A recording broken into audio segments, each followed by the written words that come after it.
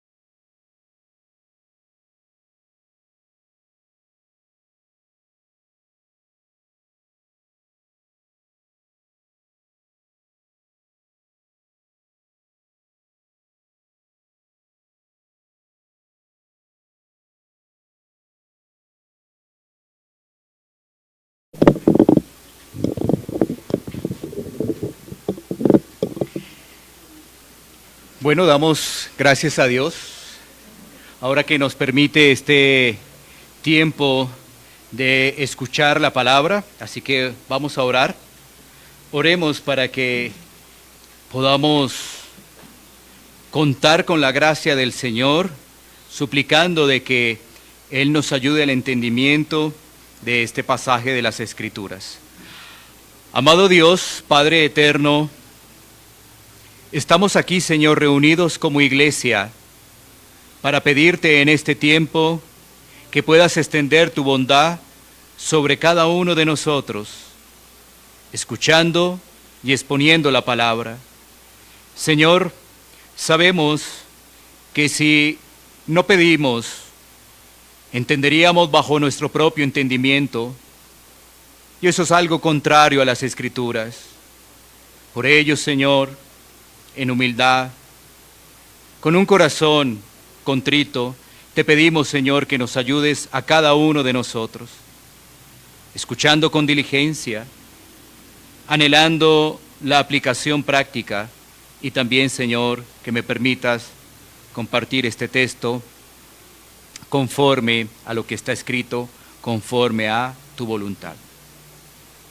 Oramos, Señor, en Cristo Jesús. Amén.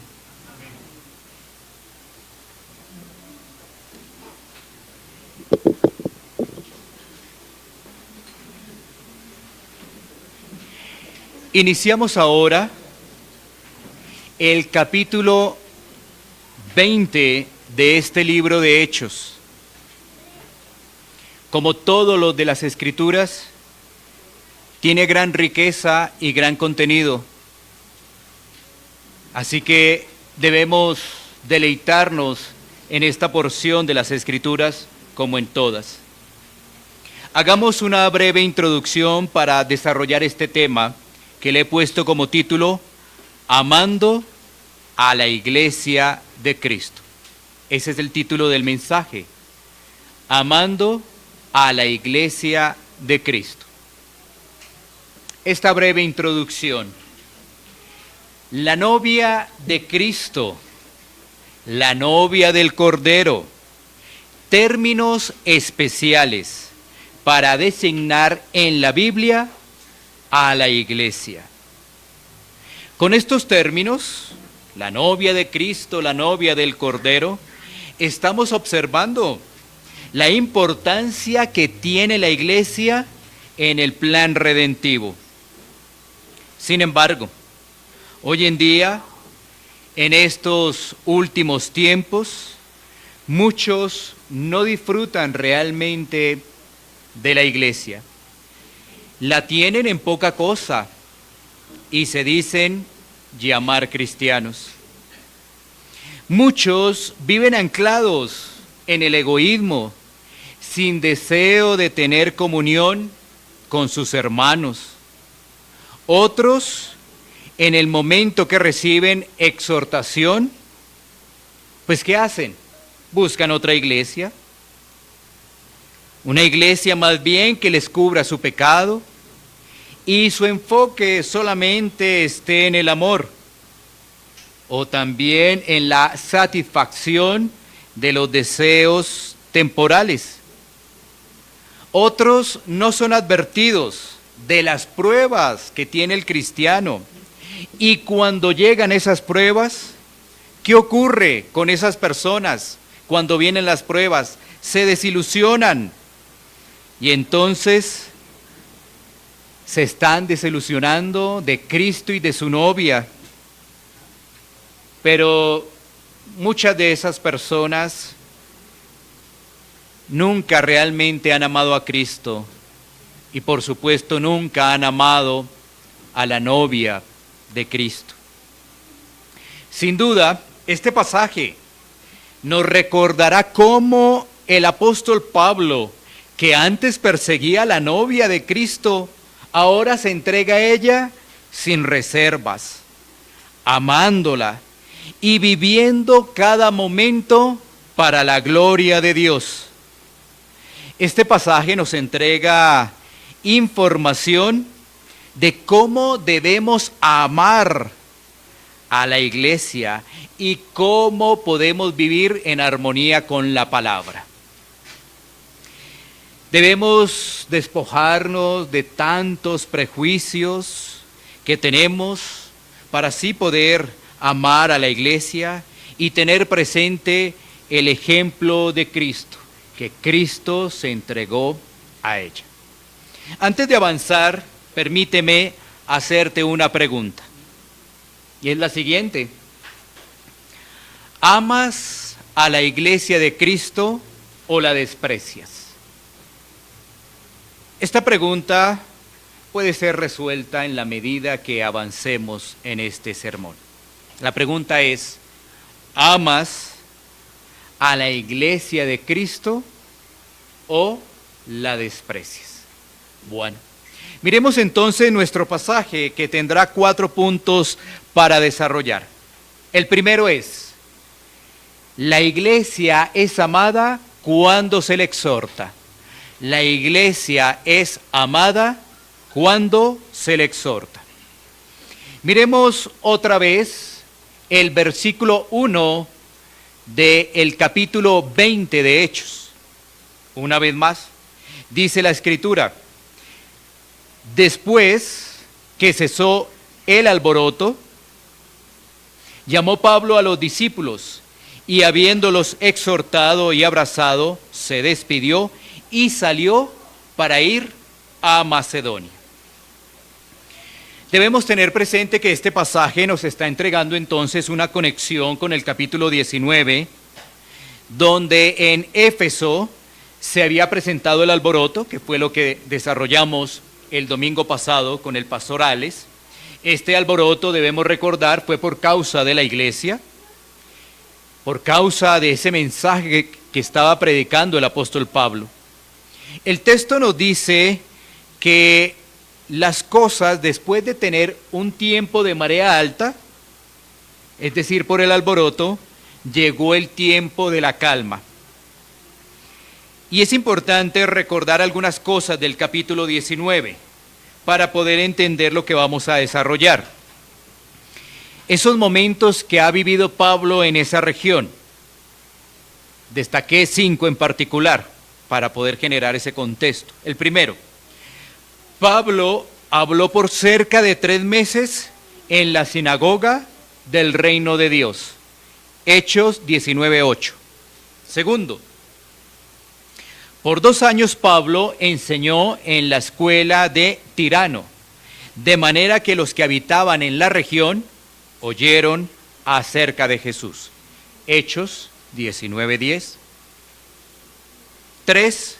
Su predicación en el nombre de Jesús creó en muchos cambios y hábitos diferentes, hábitos de vida diferentes. Por ejemplo, dejando atrás la idolatría. 4. Su tiempo de estadía del apóstol Pablo fue tan productivo que los que no creían, ¿qué pasó? Ellos estaban afectados y organizaron allí un alboroto para frenar el impacto de la predicación del Evangelio. 5.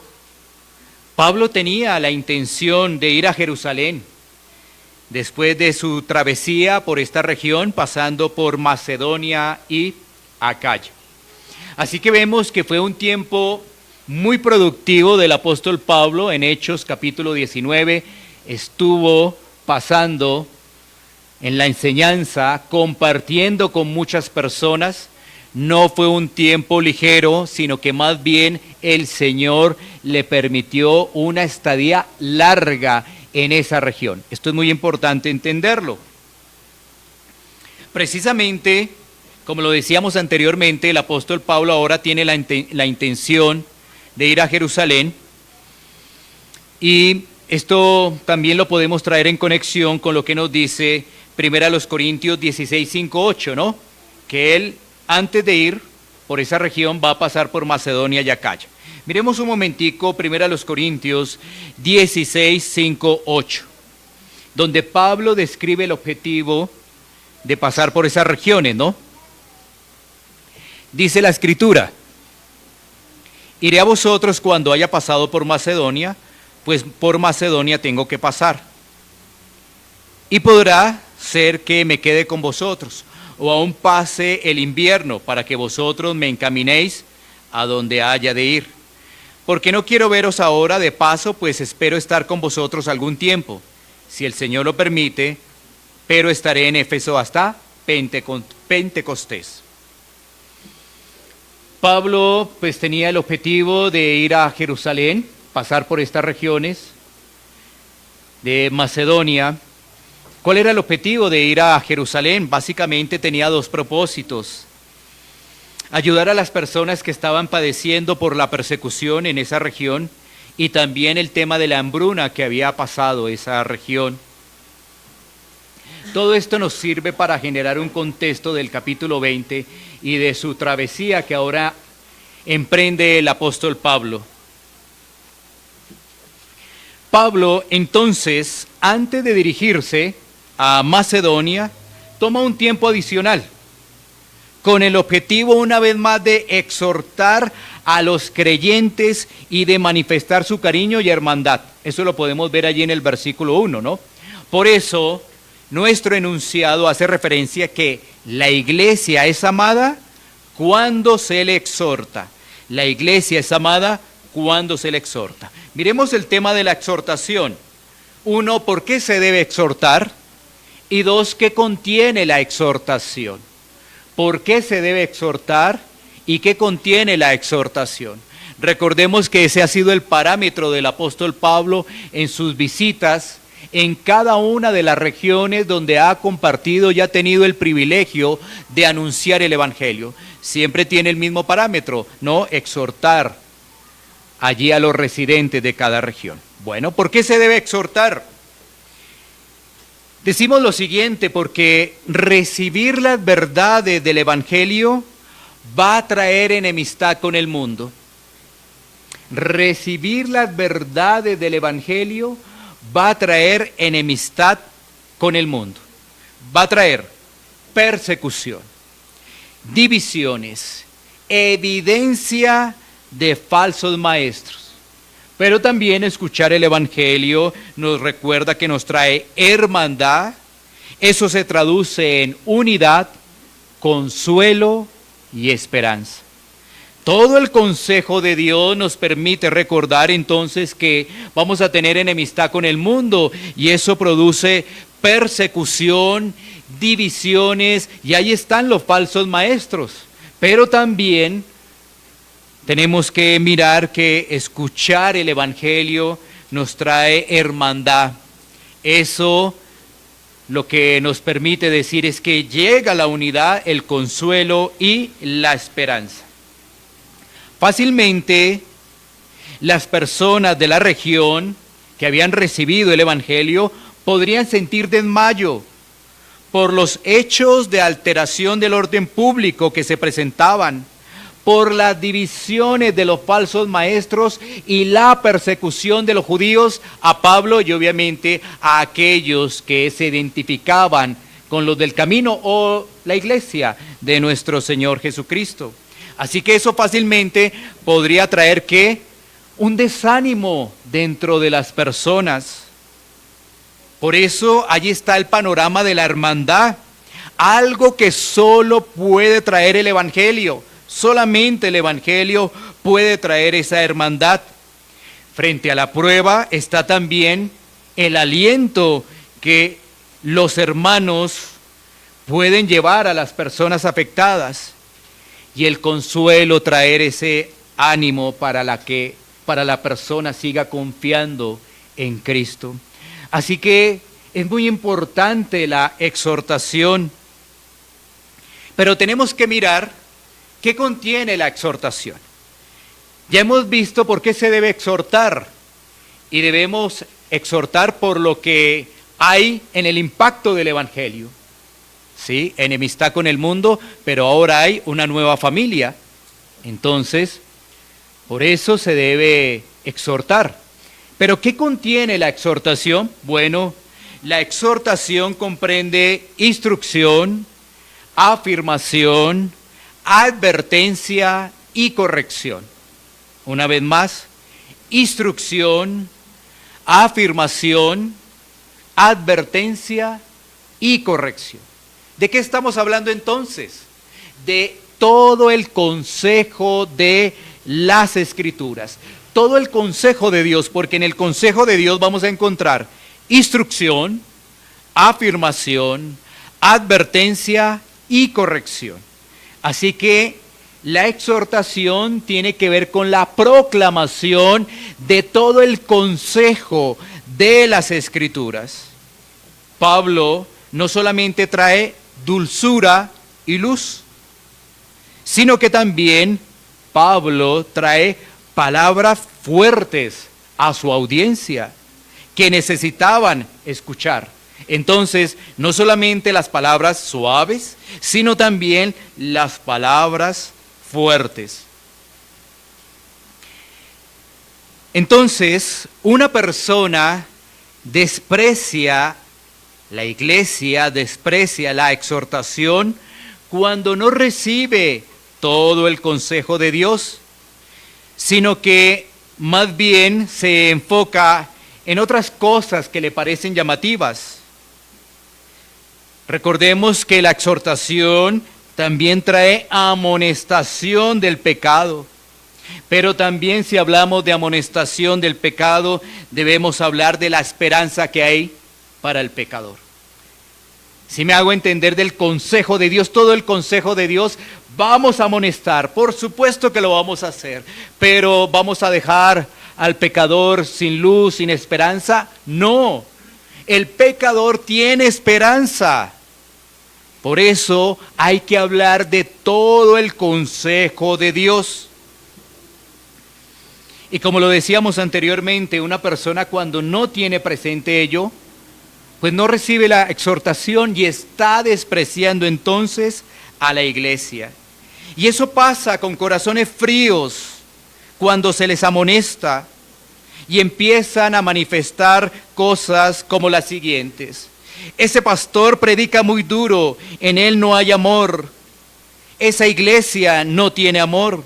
Y lo que está ocurriendo es que empieza la murmuración, rienda suelta a sus emociones carnales sin control, generando descontento en su corazón y buscando oportunidades para ir a otra iglesia, despreciando la iglesia local y despreciando la exhortación que debe hacer una iglesia local conforme a las Escrituras.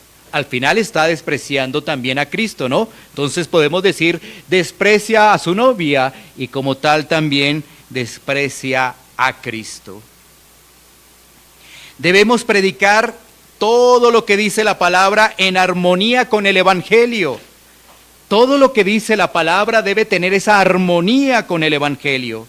Predicamos el pecado, predicamos que en Cristo hay gracia, predicamos que en Cristo hay esperanza. Es ese conjunto que debemos compartir como iglesia local a las personas que nos están escuchando. Por supuesto que hablamos del pecado, claro que sí, pero también hablamos de la gracia que hay en Cristo y de la esperanza que hay en Cristo. Debemos ser amonestados. Debemos preguntarnos cómo está nuestra vida espiritual, cómo estamos implementando los medios de gracia, cuál es nuestra actitud frente a la iglesia local, si la despreciamos o no. Fácilmente podríamos decir, no, yo no desprecio a la novia de Cristo, yo no desprecio a Cristo, pero surgen preguntas muy elementales como estas.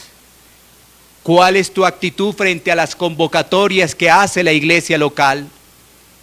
Esa sola pregunta debería inquietar el corazón de las personas, porque muchas veces nuestro tiempo y nuestra agenda tiene otra prioridad y fácilmente podríamos responder que sí, pero nuestras acciones dicen otra cosa.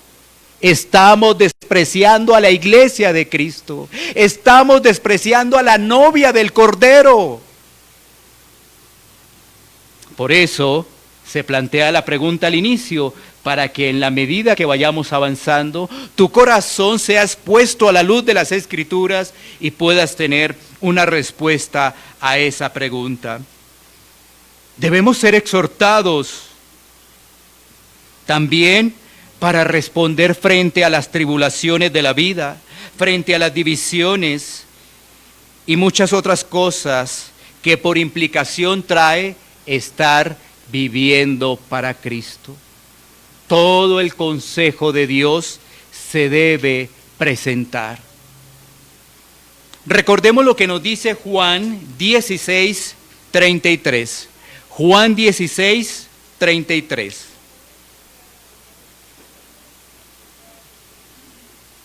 Dice la Escritura: estas cosas os he hablado para que en mí tengáis paz. En el mundo tendréis aflicción, pero confiad, yo he vencido al mundo. Juan 16:33. Si tú te detienes a analizar este versículo, nos está presentando que hay problemas, pero también nos está presentando que hay esperanza en Cristo. Nos está presentando la dificultad, nos está advirtiendo que en el mundo hay aflicción. Recuerda lo que es exhortación, ¿recuerda? ¿Sí? Advertir, corregir, todo eso. Este versículo es un buen ejemplo de lo que tenemos en las Escrituras.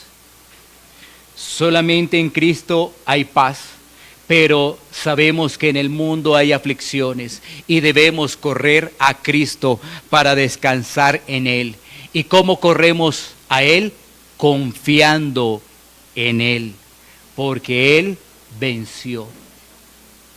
Este es un buen ejemplo de lo que estamos hablando y de lo que estaba viviendo el apóstol Pablo en sus travesías, en sus viajes misioneros, y de cómo podía recibir la gente las situaciones que se les estaba presentando, porque en cada lugar había una situación particular. La región no respondía de la misma manera. Aparecían a veces los falsos maestros, estaban allí los judíos buscando el acecho y la oportunidad para capturar a Pablo. Aparecían también los negocios de allí de las personas que podían ser afectadas, estaban allí los espíritus inmundos, todo eso, si te das cuenta, en cada región había una actitud diferente. Así que esto es muy importante que la iglesia lo tenga presente. Debemos recordar estos conceptos. ¿Para qué? Para actualizarlos y corregir nuestros comportamientos y así apreciar a la iglesia local. Pasemos a nuestro segundo punto. ya hemos hablado de la exhortación. La iglesia es amada cuando hay exhortación. Amamos a la iglesia de Cristo. El segundo punto es que la iglesia es amada cuando se fortalecen los lazos de hermandad. La iglesia es amada cuando se fortalecen los lazos de hermandad. Sigamos leyendo una vez más ese mismo versículo. El versículo 1, todavía estamos allí. Después que cesó el alboroto, llamó Pablo a los discípulos y habiéndolos exhortado y abrazado, se despidió y salió para ir a Macedonia. Estamos viendo que Pablo ha generado un buen vínculo de hermandad gracias al tiempo que allí duró con estos discípulos. Dice el pasaje que les exhortó y los abrazó. Ese abrazo tiene que ver con la despedida y el abrazo nos permite indicar el vínculo que había entre Pablo y los hermanos. Había un vínculo, no era una relación fría, no, por el contrario, era una relación estrecha y esa relación estrecha es de hermandad.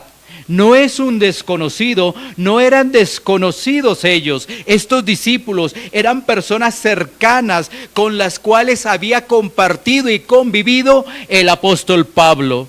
Esos afectos de hermandad se pueden allí ver a través de ese abrazo. Como iglesia debemos fortalecer esos lazos, básicamente por dos cosas en particular. Aunque podemos mirar muchas más, debemos nosotros decir que hay dos cosas en particular para fortalecer esos lazos de hermandad. El primero es el ejemplo de Cristo. Por supuesto, nosotros tenemos el ejemplo de Cristo en el desarrollo de los evangelios con sus discípulos. Pero también está la necesidad que tenemos como hermanos para afrontar los momentos de prueba y persecución. Así que tenemos el ejemplo de Cristo, pero la necesidad que tenemos como hermanos para afrontar la persecución y las pruebas. Así que debemos fortalecer esos lazos de hermandad. Eso era lo que estaba allí desarrollando el apóstol Pablo como ejemplo. ¿Por qué? Porque tras su partida se iban a levantar, ¿qué? Lobos rapaces. Y ahí se necesitaba la hermandad. Pero también tener presente el ejemplo de Cristo. Ahora, nosotros amamos a la iglesia cuando nuestra hermandad en Cristo se fortalece, no por algún tipo de interés, sino bajo el mandato del amor.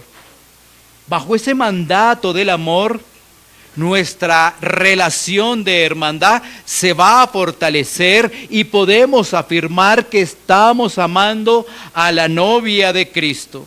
Miremos un momento este pasaje, Juan 17, 26. Juan 17, 26. Dice la Escritura: y les he dado a conocer tu nombre, y yo le daré a conocer aún, para que el amor con que me has amado esté en ellos y yo en ellos. Es decir, en los discípulos está el amor del Señor. Y como tal, ese amor se desarrolla a través de estrechar esos vínculos. No nos tratamos como desconocidos. No, no somos desconocidos. Es gracias a la obra de Cristo que tenemos esa unidad. Y ahora nos tratamos como hermanos. ¿Cómo se tratan los hermanos? Con vínculos estrechos.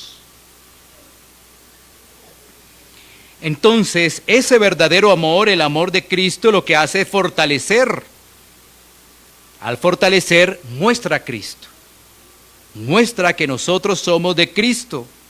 Ese amor trae esperanza en medio de pruebas.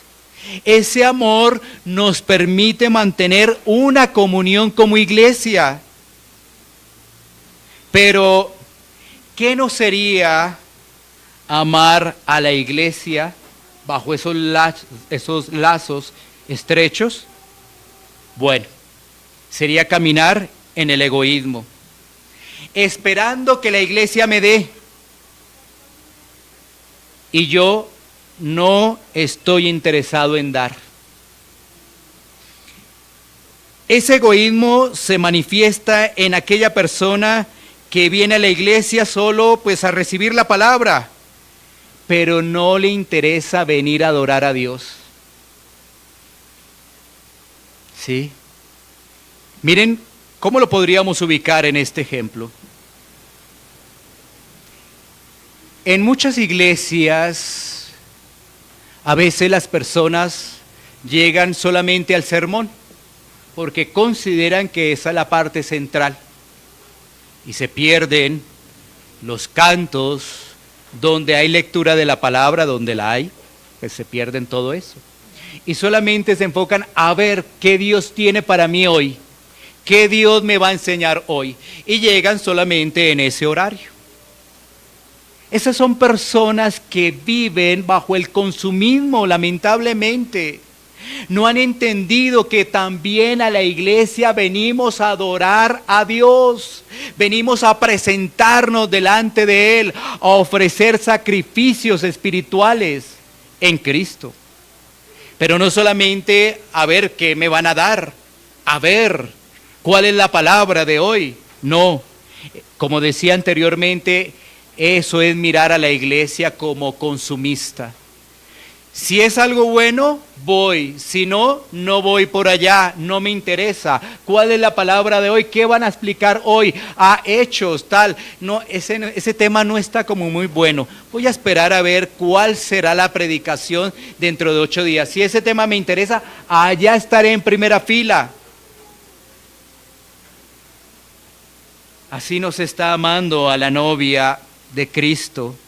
Por el contrario, se está desechando a la novia del Cordero.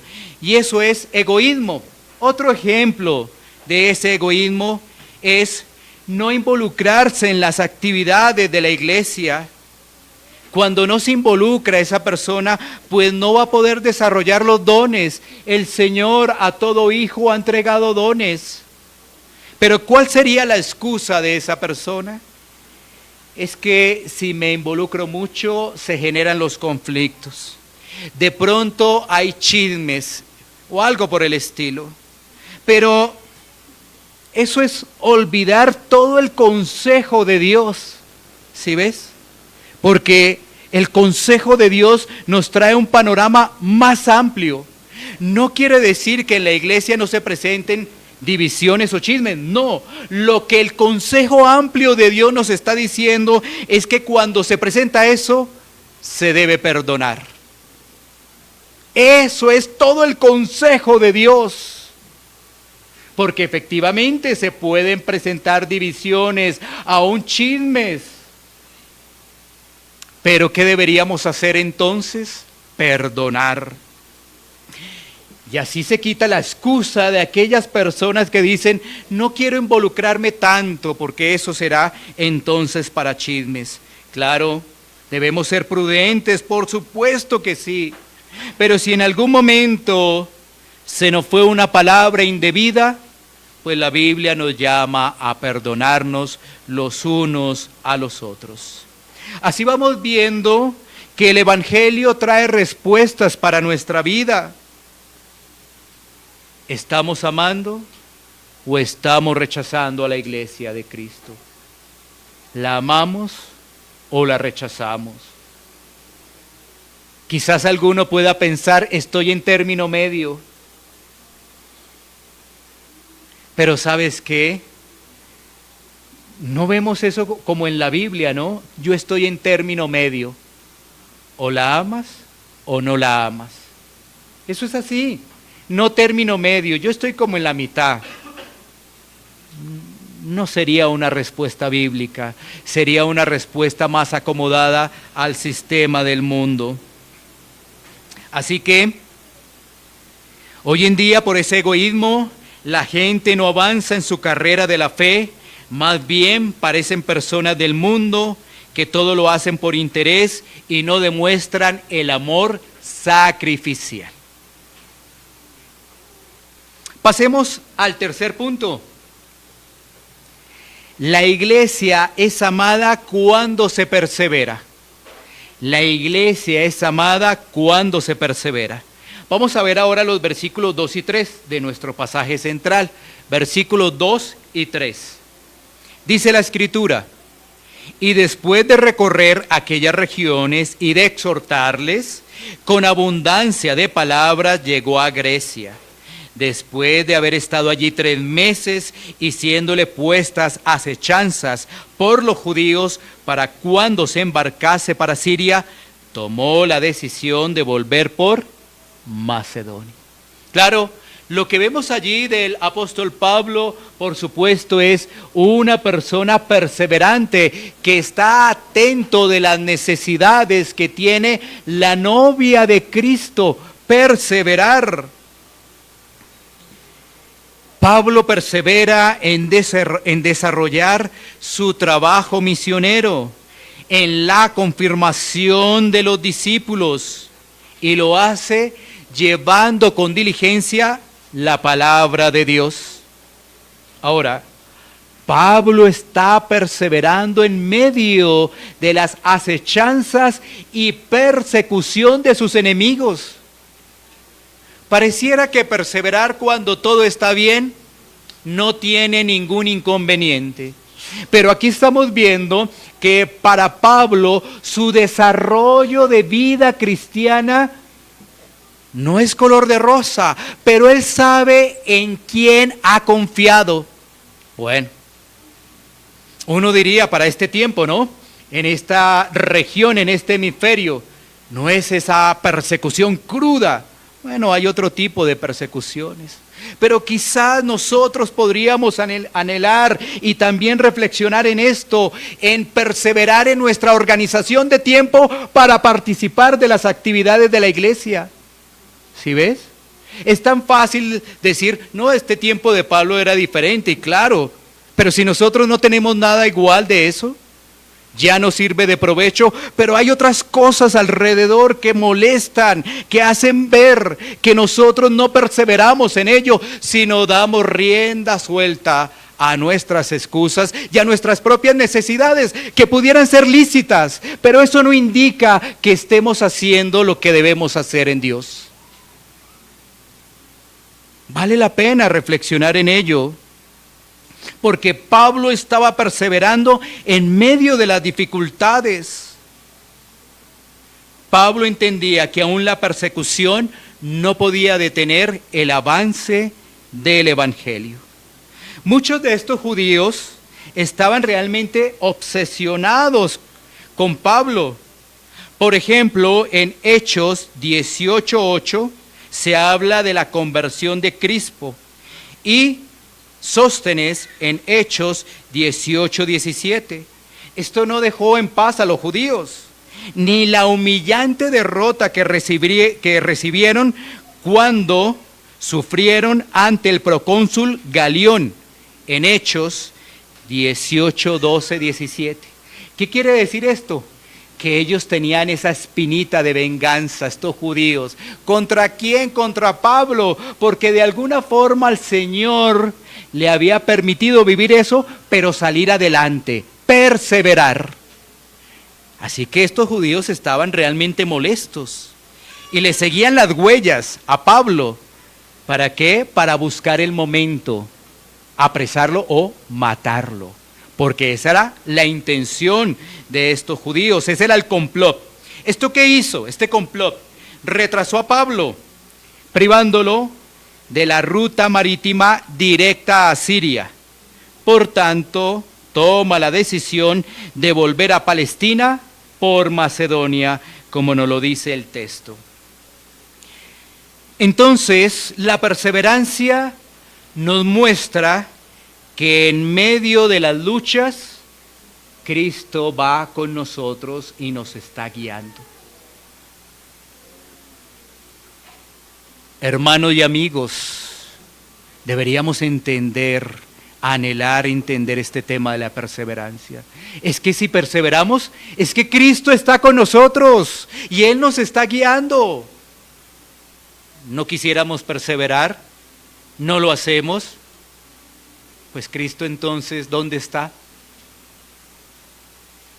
Pablo perseveraba, él tenía claro que estaba con el Cristo y le estaba guiando por medio del Espíritu Santo. Bueno, cuando no persevera esa persona, pues ¿qué va a ocurrir con la iglesia local? Para esa persona, la iglesia pasa a ser un segundo plano. Y más bien, ¿en qué va a perseverar? Pues en las cosas del mundo y sus acompañantes, porque el mundo realmente es atractivo para esa persona. Es fácil rechazar a la iglesia con este argumento. Es que allí están un grupo de pecadores o un grupo de hipócritas. Eso es fácil. Claro, si a uno le dicen eso, pues uno dice, oiga, sí, de verdad, un montón de hipócritas que hay allá en la iglesia. Pero olvidan lo siguiente, es que son pecadores salvados. En la iglesia hay pecadores salvados. Eso es mejor que decir que hay un montón de hipócritas. Lo que hay en la iglesia son pecadores salvados que están perseverando. Esos pecadores salvados perseveran porque Cristo los salvó. Y entonces, ¿qué ocurre con aquellas personas que no perseveran porque deben tener tratos con los demás, porque no quieren involucrarse? Pues, ¿qué están esperando esas personas? La oportunidad de partir y buscar nuevas revelaciones, nuevas sensaciones que alimenten sus emociones pasajeras. 4. La iglesia es amada cuando se trabaja en equipo. Vamos a mirar los versículos 4 al 6. La iglesia es amada cuando se trabaja en equipo. Versículos 4 al 6. Y le acompañaron hasta Asia, Sópater de Berea, Aristarco y Segundo de Tesalónica, Gallo de Derbe y Timoteo, y de Asia, Tíquico y Trófimo. Estos, habiéndose adelantado, nos esperaron en Troas. Y nosotros, pasados los días de los panes sin levadura, navegamos de Filipos y en 5 días nos reunimos con ellos en Troas, donde nos quedamos 7 días. Entonces, ¿qué vamos a mirar aquí en esta sección, en este pasaje? Que Pablo no viajó solo hasta Asia. El grupo, al parecer, se separó en Filipos, ya que Lucas lo narra en el versículo 4. Y también podemos evidenciar lo siguiente, el uso de los pronombres nos y nosotros, que nos recuerda, que nos revela, que nos dice que allí estaba Lucas, estaba viajando con ellos, estaba allí con el apóstol Pablo. Allí estaba Lucas, el médico. Entonces, los compañeros de Pablo vinieron de las provincias romanas en que él había servido. Es posible que fueran representantes, estos personajes que acabamos de nombrar, oficiales de sus iglesias en esas regiones, y que hubieran recogido ofrendas para la iglesia de Jerusalén. Es posible, ¿no?, que todos estos nombres eran oficiales de esas iglesias donde había estado el apóstol Pablo y tenían el objetivo de llevar esas ofrendas, de la recolecta de esas ofrendas a Jerusalén. ¿Qué estamos viendo entonces? Compañerismo. No solamente vemos compañerismo de la iglesia local, sino también debemos ver compañerismo entre iglesias hermanas. También estamos viendo eso. Así que debemos resaltar ese compañerismo, porque ¿qué genera ese compañerismo? Pues va a traer fortaleza y eso se manifiesta en acciones. Ese compañerismo trae fortaleza, ahora es un equipo más fuerte, pero eso se debe traducir en acciones. ¿Sí? No solamente amontonarnos por amontonarnos o tener compañerismo de muchos por tener, no, eso se debe traducir también en acciones y por eso estamos resaltando esa palabra de compañerismo. La iglesia, como lo hemos dicho a través de las exposiciones, no es el pastor, no lo es. O los pastores, ¿no? No lo es. La iglesia son todos los miembros que ahora se despojan de sí mismos y se sirven mutuamente. Tienen ese compañerismo. Evitar el trabajo en equipo es dejar que la iglesia no avance. Dejar solo el trabajo al pastor. Y dejar solo el trabajo al pastor es volver una vez más a la idea de una iglesia consumista. ¿Sí? ¿Qué me van a dar? Llegué, el pastor está haciendo su trabajo, me parece bien, regreso a la iglesia. Pero ¿yo qué hago? ¿Dónde está mi disposición para trabajar en equipo? Así que la iglesia necesita seguir en ese camino de reforma, de organizarse, de trabajar en equipo. Tenemos buen ejemplo por las Escrituras y en este pasaje, pues por supuesto que lo vemos más claramente. Pablo con otros miembros de otras iglesias ayudándose, respaldándose, colaborándose. Ahí lo vemos, se animan los unos a los otros. ¿Para qué? Para poder llevar al necesitado, los unos a los otros. A veces pareciera que el trabajo corresponde a una sola persona, quizás de ayudar, entonces una persona, ¿quién es el que más ayuda acá? Ah, esta familia. Ese es el trabajo de esa familia. No, es un trabajo de compañerismo, de hermandad, es un trabajo de unidad y pareciera que nosotros descansáramos en eso, ¿no? Ah, sí, ya tenemos quien ayuda acá. Por eso decía, la gente piensa que es solamente el trabajo del pastor. Ya tenemos quien nos predique en este lugar, ya suficiente. No es así. Esa será una iglesia que no va a poder avanzar. ¿Por qué? Pues porque al pastor le toca múltiples cosas que hacer y por supuesto no va a alcanzar el tiempo. Y eso debe llevarse a la luz de las Escrituras de cuál es el trabajo que se le ha designado a la luz de las Escrituras al pastor, o a los pastores, o a los ancianos, dependiendo en el momento en que esté cada iglesia local. Así que este pasaje, como decíamos, nos recuerda un apóstol Pablo entregado a su misión, despojándose de sí mismo para dar a conocer el nombre de Cristo a esas regiones, a esas culturas del Imperio Romano. Y para ello, pues si amaba a Cristo, quiere decir que el apóstol Pablo amaba a la novia de Cristo. ¿Cómo podemos decir que somos cristianos si despreciamos a su novia? Allí está el punto. ¿Cómo podríamos afirmar nuestro cristianismo si no amamos a los hermanos, si no amamos a nuestra iglesia local, si no tenemos el entendimiento de la iglesia universal?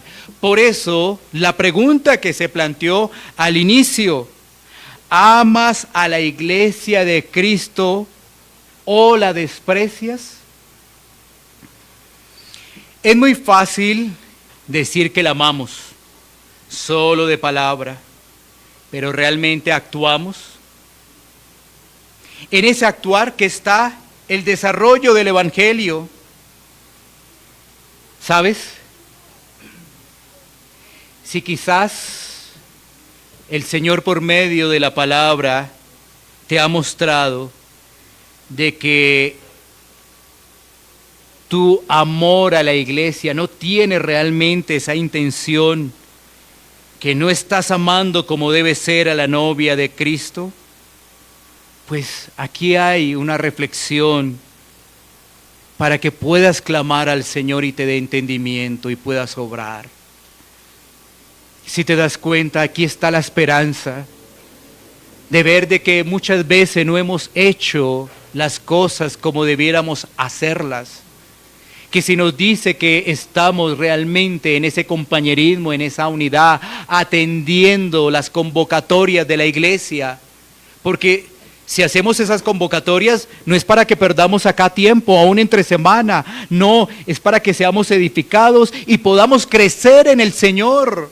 No es porque no tengamos nada que hacer. Los pastores no tienen nada que hacer y ponen reuniones de una cosa y del otro y no tienen nada que hacer. Y entonces están gastando el tiempo y nos ponen cargas a nosotros, que también venimos de trabajo y estamos ocupados. No todo tiene un propósito. Darle la gloria a Dios, a nuestro Señor, a nuestro Salvador.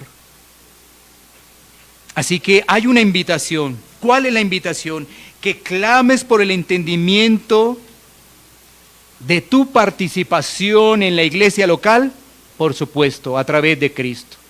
No es en tu fuerza, sino es a través de Cristo ese clamor.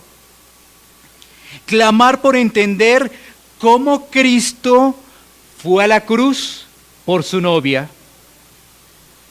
Cómo Cristo cargó el pecado de su novia. Cómo Cristo ahora intercede ante Dios por su novia.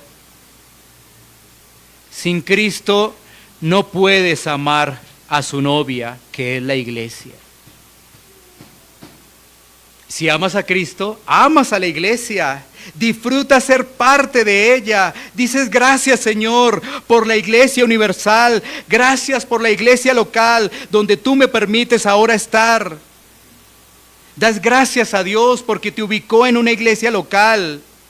En esta iglesia particularmente, donde vamos adelante, estamos aprendiendo todos, estamos corrigiendo, estamos exhortando.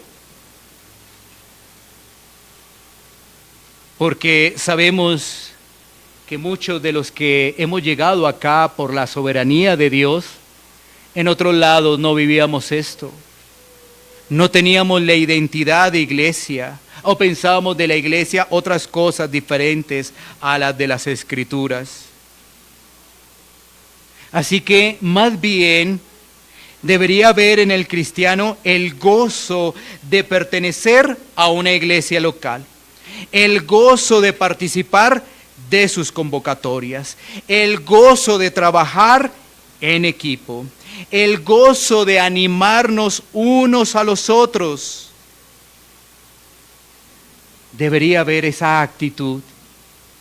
Y como decía anteriormente, si no reconocemos que a veces nuestra agenda es otra, vamos a continuar por un camino inadecuado que no nos llevará realmente al crecimiento, a la edificación, y más bien nos llevará a la obligación.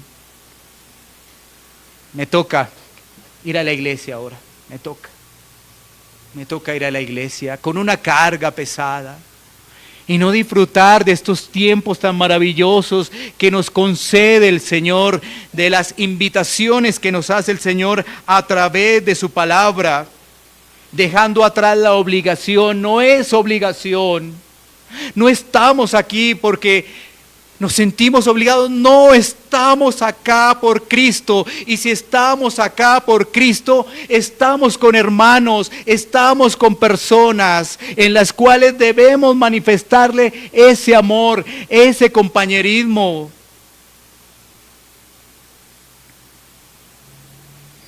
Hay que recordar que hacer las cosas a la fuerza no es el Evangelio. Tú podrías venir a las convocatorias que hace la iglesia y uno decir, oh, qué interesante, gracias a Dios viene. Pero si en tu corazón está la pesadez por cumplir, quiero decirte que eso no es evangelio, no lo es. Y deberías reflexionar en ello.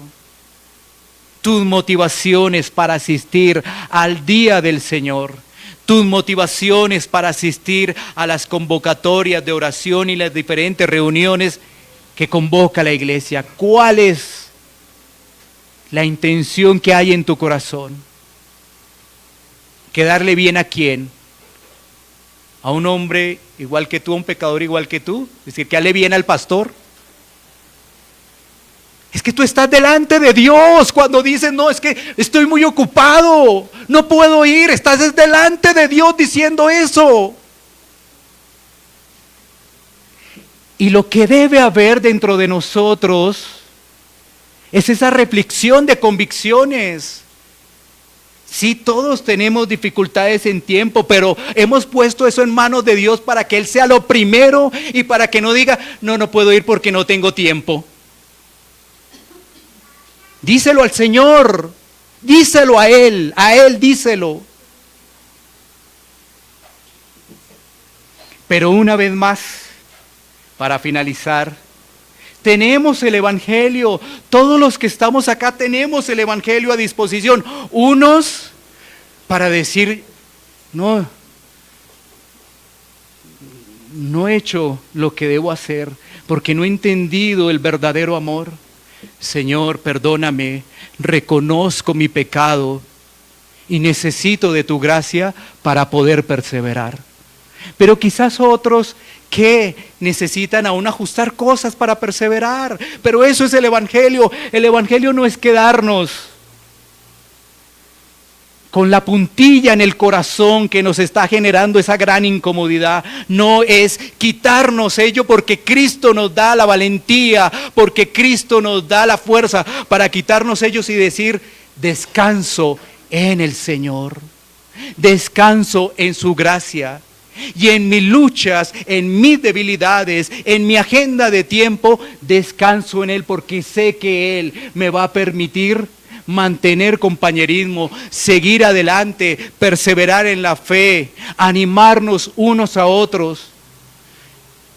Pero no me quedo en el problema, no me quedo en mi tema de tiempo, no, sino en mi deseo, anhelando que pueda avanzar. Y cuando ya lo he hecho, gloria a Dios. Aún en mis debilidades, gloria a Dios, pero si no las expones a Dios, ¿cuál gloria a Dios si no las expones? No dejemos que Satanás y la carne nos hagan ver la iglesia como una carga. Más bien que podamos decir gracias por nuestra iglesia local, gracias por los hermanos, gracias porque el Señor ha extendido misericordia. Vamos a orar dando gracias a Dios por nuestra iglesia local.